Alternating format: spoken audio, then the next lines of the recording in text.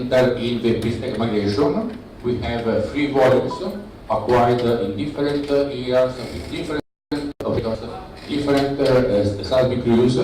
We have 16 wells, and this is the overall map. You have the colors of the coverage. The average is 150 coverage, and this is the migration input of the block to be processed. Altogether we have some 1,500 square kilometers, and this is migration output that we had from the process. As I told you, we have 3 different surveys, different parameters, different let's say aspects, technical aspects of the position, and the main challenging points were the fact that one position was acquired with a sweep grid tweak, which was very rich in the low frequency but poor in the high frequency domain. And the second point was the difference direction of all these 3 surveys. Therefore, we started in reprocessing in conditioning one by one all the 3 surveys. What I wrote is a copy and paste, but of course different flowchart were applied to each of these different 3D volumes. Second step, we created a surface consistent 3D static model, and then we merged. At this point, the most complicated part was completed, and we go through a normal pre-stack migration flowchart. It was a very interesting, a long work. You can see here in the at the bottom the time from left to right, and the y-axis indicates the project completion from 0 to 100. And we started in 2016, we completed 1 year later.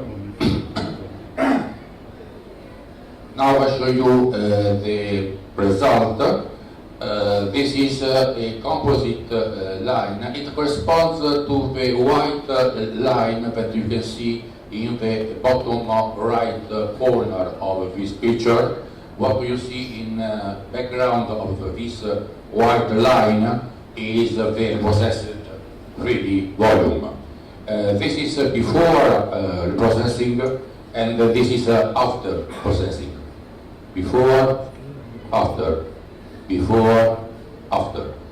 Let me show you in a better way this comparison. Here we have, of course, a frequency from 0 to 125 to the bottom, amplitude from 0, attenuation of amplitude from 0 down to minus 55. In red, you have the spectra of the legacy pre-stack migration, what we have seen 2 slides before. And in the right upper corner, you can see a small portion of this seismic. And you can see that we were able to increase from 15 to 30 up to 10 to 65 the quality, the spectral amplitude as the band width. It's very easy to see the difference in the upper corner, of the right corner. The legacy data have a ringing, let's say, image, which corresponds to a very low, narrow frequency content. The processed one has a typical seismic signature. So we have a good quality of ceramic now, and we can go to the following step, so towards the reservoir organization. Here we have the volume that we inverted. It's in blue. As you can see, the volume is more or less in the southern part correspond to a east-west main fault in red, because the target is to the north of this limit. And 8 wells were used for input of this trace inversion. This is a east-west line across the 3 volumes. It's just to show you the limit, the window that was inverted, mainly between 1.5 down to 2.5 seconds, and this corresponds to the entire stratigraphic targets from the Union down to basement. With this inversion, I'm sure that you know better from me. We start from the gavas already prepared during the processing. We go ahead with the gavas to reach the amplitude in function of offset and or angle. And then we have the calibration and conditioning of the well in order to reach a better extraction of a wavelet from the seismic. Furthermore, we have the horizon and the seismic to provide us with the low frequency velocity. Then, altogether, this produces the trace inversion, the VO inversion, dual inversion. Furthermore, I will be more clear and give you more details. We also applied a litho cube, which is a product from Schlumberger. In practice, it's just the generation of lithophasies and then a narrow network application. This is a calibration of both acoustic impedance and elastic impedance at the well, and we can now see some results. In the horizontal axis you have the acoustic impedance, vertical it's the ratio between compressional wave and shear wave. The colors is the shallowness from 0 to 1. We are now in the elevation, and it's quite easy to separate shale from sandstone. And also for the porosity, it's quite easy to find a relationship for calculate the porosities. Unfortunately, below 5%, it's not possible to discriminate the fluid content. In the last cross plot, you have once again acoustic impedance versus ratio, compressional wave, compressional velocity of versus shear velocity, and both cases, gas and brine, are overlapping. Now let's go for the further step of the reservoir calculation, meaning 3 steps for reaching the final result. Once again, we have the inversion of a 3D seismic. This is a must. Then we generate relationships between seismic attributes and meteorological properties, and then we go for what I already presented in a different domain. It's the reservoir neural network software, and we end with let's say map of probability. So the difference with respect to the previous result, it's more or less that in the previous result we end with a go, no go, black or white. Now we are entering in a gray domain. And on the top you have the ecology volume from wells, from the model, from geologist. And here you have from this volume the probability of sand distribution. The advantage is that in this case we can also better have an idea about the continuity both laterally and vertically of the reservoir. Now let's go for the borehole seismic. This was not really in the flowchart at the beginning of the work. During the creativity stack evaluation, we tried to highlight the fractures because we wanted to find, let's say, hotspots with good permeability, good porosity, but we don't have a multi-azimuth acquisition, so we have to cancel this attempt. Therefore, we enter into the ideas to drill an horizontal well. And here you have well number 2, which touched reservoirs, and the idea was linked to the result, after the result of this well, to drill a horizontal well within the reservoir. I repeat, the main reservoir is the Ordovician. In order to have an appropriate acquisition, appropriate borehole seismic acquisition, we modelized the acquisition itself.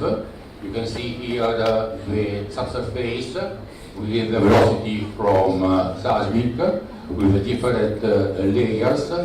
On the right up you have a vibrator, and then receivers down up till the TT of the well.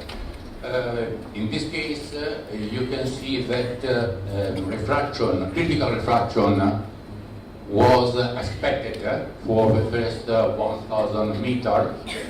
So in theory, this offset of 3,000 meters is not appropriate for the downgoing wave field, but this offset, and you can see here what I just said, on the left you have the offset seismic profile, and this, let's say, red rectangle indicates the area where we have a critical refraction. So the 3,000 meters is not appropriate for the downgoing field, but what we need is to illuminate the horizontal section. Therefore, if you go for the upgoing field, we can see that with 3,000 meters, we covered exactly 1.1 kilometer, which is the maximum deviation of the future horizontal section of the well. Here you have the VSP of this well. Unfortunately, bad quality due to the fact that the second casing is not completely cemented up to the surface, so we have some area where the wave is lost. And here we have on the left the same vertical size profile. Vertical scale is the same in both cases. We are in time, and the horizontal scale is the depth from the top of the well down to the TV on the right bottom. And in the case of the VSP, you have the distance, the offset of this event. Therefore, you can easily decide your horizontal section on, in practice, a seismic section rather than a geological section rather than a seismic one. So let's go for conclusion. It's always easy to summarize when everything goes well. We had started with processing and existing data conditioning to have a homogeneous input for the further steps. Then we started with a three-step IVO inversion to have a preliminary idea about some properties of the reservoir, and then you enter in a more complicated domain in order to better quantify the properties of the rocks. And this is also, gentlemen, ladies and gentlemen, and I hope in the future to have a very pleasure, a very honor to work with you, inshallah. Thank you, Mr. Rivenzi, for this clear and interesting presentation, which deals with an important subject, seismic imaging and inversion contribution to improve characterization of deep targets and porosity plays. Ladies and gentlemen, you have 5 minutes to ask your question to Mr. Rivenzi. If there is any question.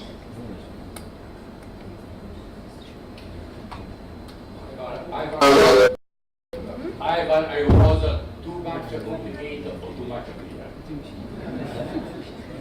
Thank you for that. Thank you. Okay, let's move to the next presentation.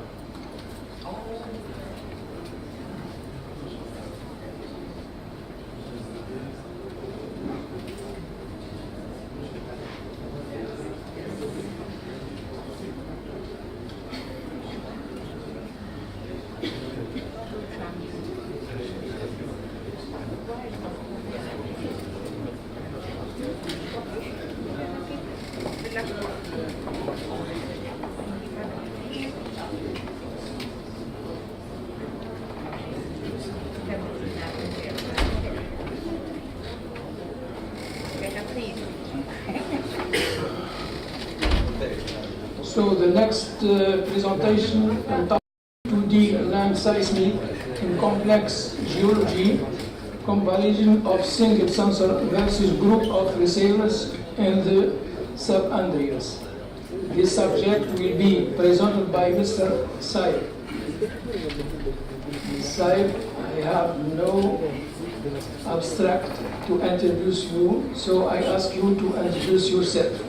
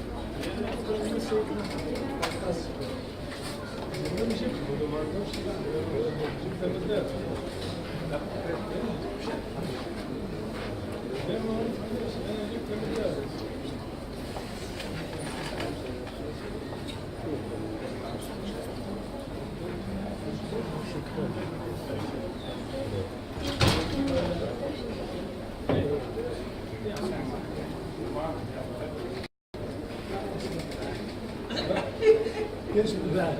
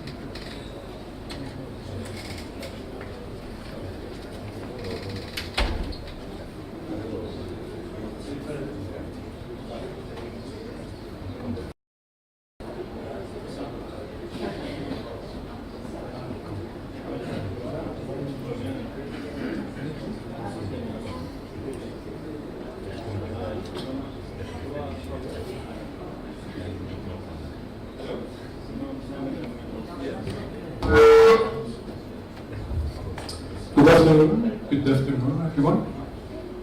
May I just introduce myself? My name is Wasim Saeb. I'm a geophysicist with 8 years of experience working currently with Shell Tunisia upstream.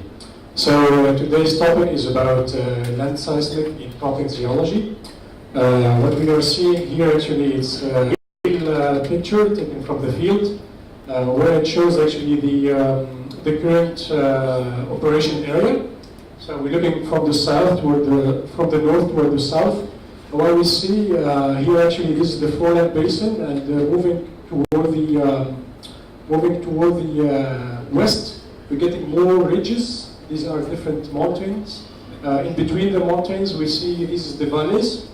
And moving toward the west, we're getting more and more complex mountain shades. So typically and historically, most of the activity used to be in this area. And with time, we're getting more pushed to go more further toward the west, where we have to access these difficult terrains. So my topic is actually about how to deal with the data quality in this area, and as we will see together, what our technique we use to interpret in this area, but also there is a technical. Another technology subject is about the comparison between a single sensor and the array, a group of receivers in a real data field. So I will proceed as follows. I will start with the introduction to the study area and the rationale behind exploring these complex areas. We will see together, how the data quality look like, and then we will go to the third part, which is a comparison between the array of receivers versus a single sensor, before finalizing with conclusions. The first part, so where we are in South America. So this Bolivia, Bolivia is in South America, as you can see here, surrounded by 5 countries, Peru, Paraguay, Chile, more importantly Argentina and Brazil. That's where most of the gas is exported to. So we are located here in the south, and that's traditionally the oil and gas prone area. What we see in yellow, this is what we call the sub-basin. In orange, this is the foreland basin, and then in purple, pink is more toward the thrusted area. In between, that's the altiplano. So Shell presence, actually, we have a series of different blocks where we operate, but also we don't operate. And we have some interest in non-operated blocks with Repsol in Margarita and with Total in Itao here. So I put here the hydrocarbon distribution just to give you a flavor of the amount of piles and the amount of fields in this area. As you can see, there are a tremendous number of fields within Bolivia and also within Argentina, within the forested area. Just to give you a flavor, I think most of the remaining reserves are located in this type of clay within the forested area, like in Iran or Iraq. In terms of volumes, so I'm putting here the creaming curve of the basin. So we have the sub basin in purple. In red, this is the foreland basin. In orange, this is the forested area. And summing all three together, that gives you the blue curve. So what we see through time, that actually discoveries are quite big. So once it happens, it's very big. So we're talking about 1 to 2 billion of oil in place. And you can see it gets flat for a certain period of time. So it takes a long time actually to understand the play and to get to the next complex area to understand all the tectonic elements and the petroleum system. And then once you get a discovery, usually it's a big one. So that's the main message behind this slide. So a bit of geological background. So actually where we are here. So actually we have west to east section. Well, it shows actually the Nazca subduction of the Nazca plate and the South American plate, which leads to the which leads actually to the eastern Cordillera, the mountain range, and also the western Cordillera. In between us is the Altiplano. If you know the place, it's very famous for the salt, for the flat area in Bolivia. It's quite famous touristic attraction. Within the western Cordillera, we have actually the forested area, and then we're getting the subandean area, and then the foreland, and then the sub-basin. So our area of interest lies in here. If you look to the surface map, so you clearly see these chains running from south to north.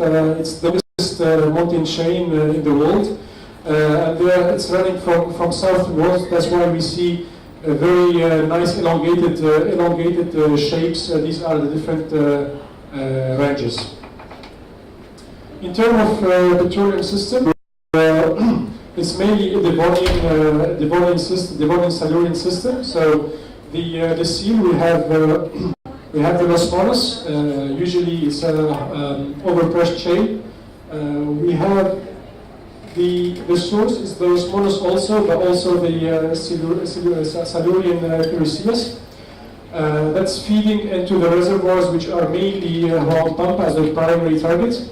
It's a very tight sandstone. It's a shore-face sandstone with 5% porosity, but it has a lot of natural fractures, and most of the volumes are sitting with those natural fractures.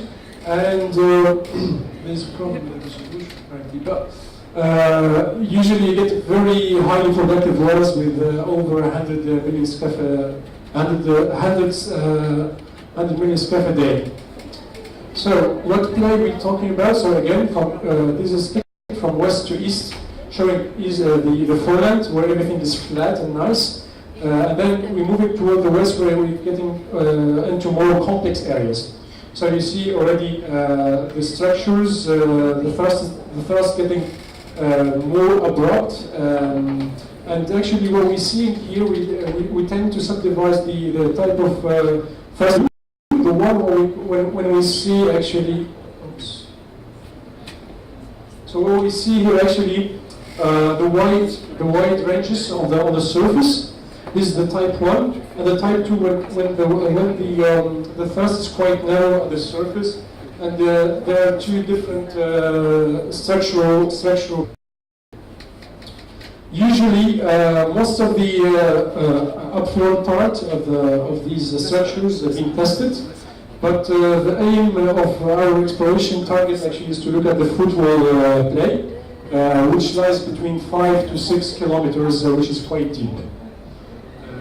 So this is the type of play we are chasing. So we're looking for deep structures. Next, we move to the seismic quality within the first bed. So this is an example of seismic data we have to deal with. So the line is somewhere over here within our database. And actually it is crossing two different ranges. So this is quite, you can see the scale here, that's 2 kilometers. So you can see there are very long lines. They cross in two ridges. And we see it's very chaotic. Another seismic line is quite old also.